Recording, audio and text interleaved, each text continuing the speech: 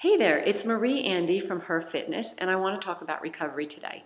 Because this time of year is incredibly stressful, people are going, and women especially seem to think that they need to do more calorie burning, harder workouts in order to lose weight, when in fact, you really need to rest and recover because you're being more active, you're out there, you're under a lot more stress right now.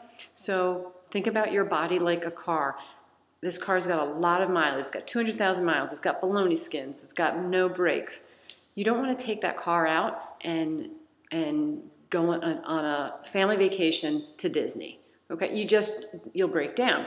So same thing with your body. You don't want to just keep going with it. You need to bring recovery back into the picture. And for us, just like bringing the car to the workshop, to the mechanic, you have to bring your body in to get recovered. So you need to sleep more. You need to get that rest. It is so critical. It'll fix 90%, 98% of the problem. And you need to cut back and cut down, cut out sugar and alcohol, meditate, and really you need to eat well and sleep and recover and recharge. So I'd rather you do 2 lifting days per week and walk on the other days, as opposed to going out and doing more higher intensity workouts.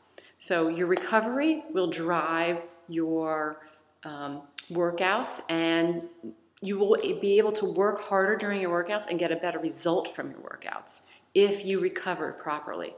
So take this time, go out for a walk, don't crush your workout every single day.